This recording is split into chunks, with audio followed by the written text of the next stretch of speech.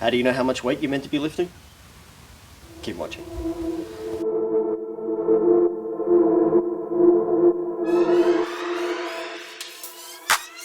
Welcome to part 2 of the most Googled fitness questions. We're going to be breaking these down into about 3 sections, and at the end we're going to come up with some ideas on how we can solve this. Let's jump right in and start off with failing and hitching. Hitching is where we start to fail lifting a weight and we're trying to get our other muscles to help us lift it up. For example, and we see this all the time, when you're trying to do a curl and you start leaning back to try and help, get that weight up. Or another example is a shoulder press where you start leaning to the side to try and get the barbell up above our head. If we break our exercises down into 2 segments or 3 segments, it becomes easier to perform. However, it is at the cost of high risk of injury. Now this moves into failing technique. If we're failing on our technique, it tells you that the weight is either too heavy or we're far too fatigued. Either way, you need to lower the weight down. When you're performing an exercise, you want it challenging enough without failing technique. Highly recommend you watch the first video, part 1, about MEV and MRV. Minimum effective volume and maximum recoverable volume.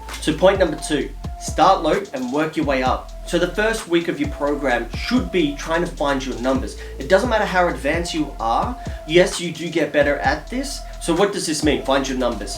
So if you're squatting normally about 70 kilos, 80 kilos, and you're starting a new program, depending where that squat actually is placed in the program will depend whereabouts you sit on that. If it's at the very start of a program, you'll be able to do about the 70 or 80 kilos. If it's at the end of the program, however, you're going to be fatigued, so more than likely you're going to lift less weight. So spend the first week trying to figure out your numbers. So to expand on this example, so we know that we're squatting about 70 or 80 kilos fresh at the start of the program. Now that also depends what reps we're actually doing. If you're doing 7 or 8 reps, 9 or 10 reps, so you have to take that into account as well. So let's say we're squatting about 9 or 10 reps at 70 kilos fresh at the start of a program. We now know that this number is going to drop the further through the program we put it. So if it's in the middle, you might have to lower it down 5-10 kilos. If it's at the end, it might be 10-15 kilos. But what you can do to figure this out is start off small, as we said, and work your way up. Start at 50 kilos and say, all right, that was a bit easy. Start and then bump it up to 60, then 70. After the first week of getting our numbers, then we can jump in and get to our desired goals. Now, if you're keen on the content, please remember to like the video and subscribe would be amazing. Another thing to take into account is the programming.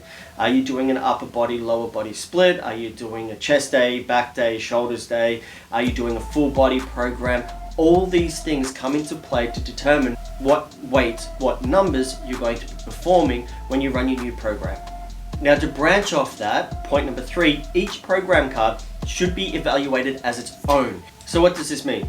Well, if you're doing a full body program, let's say you take our squat again, you've got that on a Monday as the first exercise, and then a Tuesday it's the 4th exercise, and then let's say you do it again on a Thursday, it's our 6th exercise. Well, on a Thursday, you're going to be fatigued from all the other exercises, so you're not going to be able to squat as heavy as what you would on a Monday.